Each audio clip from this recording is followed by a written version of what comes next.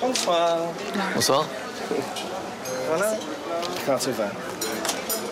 Ce soir, Wei Ming et Virginie ne dînent pas n'importe où. Depuis leur table, ils ont une vue imprenable sur tout Paris. Normal, le restaurant est situé en hauteur au premier étage de la Tour Eiffel. Quelque part, quand on vient là en tant que Parisien, on voyage. C'est mon côté de choses. Voilà, c'est mon côté de l'affaire, c'est qu'on voyage. Mais dîner dans l'un des restaurants situés au cœur du monument le plus célèbre de France n'a pas que des avantages, surtout au moment de l'addition. En gros, moitié moins cher, ça aurait été normal parce qu'il y a un standing, le produit n'est pas mauvais, ça se tient. En revanche, par rapport à la facture, je suis un peu gêné quand même. Moi, je ne saurais pas recommander ce genre de table.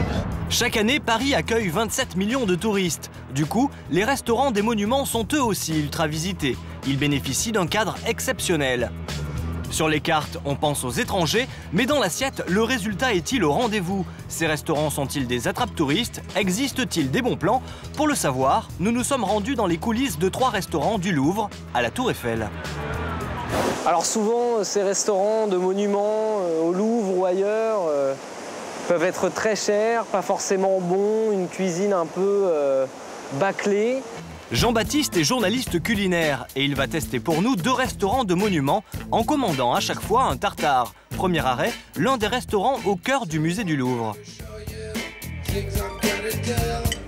Ce pain poil âne grillé qui invite à tartiner du tartare dessus, je suis pas fan. Mais bon, c'est un choix. J'aurais préféré des petites frites. Jean-Baptiste regrette l'accompagnement mais décide de prolonger son test en terrasse avec une note sucrée. Mais au moment de l'addition, c'est plutôt salé. On va dire une addition aigre-douce. 20 € le tartare, c'est légèrement plus cher que dans le quartier. Mais le manque d'originalité et l'absence de frites laissent Jean-Baptiste sur sa faim. Le tartare était bon, il manquait cruellement quelque chose. Voilà. On veut que dans l'assiette, on sente le Louvre. Et ben dans l'assiette, ça sentait juste le tartare. 14 sur 20. Ça, c'est pour l'assiette. Mais au final, entre le plat, l'accueil et le cadre, Jean-Baptiste accorde une note finale de 13 sur 20 au restaurant. Le soir, changement de décor pour notre testeur. Il se rend au restaurant situé sur le toit du Centre Pompidou, le 4e monument le plus visité de la capitale. Bonsoir monsieur. Bonsoir monsieur. Pour une personne, je viens dîner. Ici, l'ambiance est différente, c'est chic, branché et moderne. En face de Notre-Dame. Exactement. Notre-Dame et vous. Merci beaucoup. Un excellent dîner, monsieur. L'accueil est convivial et pour tester le plat, Jean-Baptiste commande encore une fois un tartare. Vu sa première impression, ça n'a pas l'air gagné. Dans un endroit comme ça, je pense qu'il y a moyen de faire quelque chose d'un peu plus joli.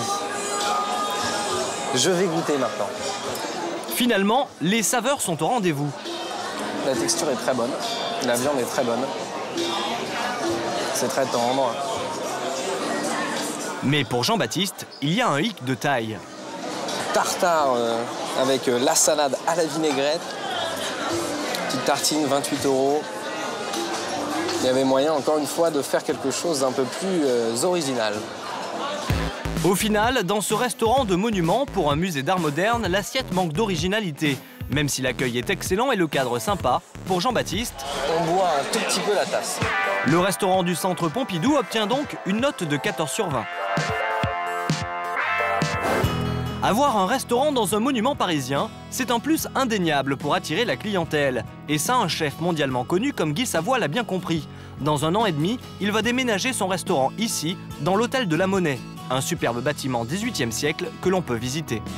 Il sera situé là, c'est cet angle en fait, une partie du quai de Conti et ce retour sur la place, sur la petite place Condorcet, voilà. Et j'imagine que les convives qui vont venir vont également être impressionnés parce que avoir une table comme ça située près de grandes fenêtres avec la vue qu'il y a d'ici, oui, c'est exceptionnel. C'est exceptionnel. Avec Guy Savoy, le plaisir des yeux s'accordera, c'est certain, avec l'excellence de son assiette. Et le plaisir des yeux à la Tour Eiffel, il est garanti le soir comme le midi. Retour au restaurant du premier étage, à 58 mètres au-dessus du sol. Et côté cuisine, une sacrée organisation. À l'ouverture de la Tour Eiffel, il faut que toutes les marchandises soient arrivées au restaurant.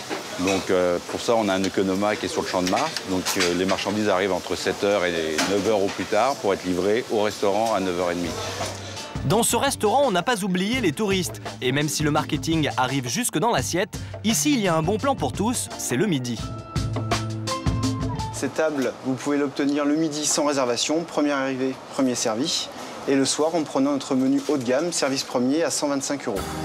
Justement, Karine et Arnaud travaillent à 2 pas de la Tour Eiffel. Et aujourd'hui, pour leur pause déjeuner, ils ont décidé de tester le restaurant pour la première fois. Oui, on est 2 pour déjeuner.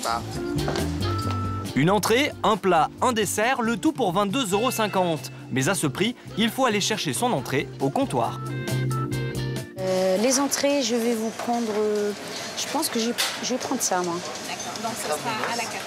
Tout à fait. En fait, seuls les plats chauds sont servis à table, façon pique-nique chic. Très bon.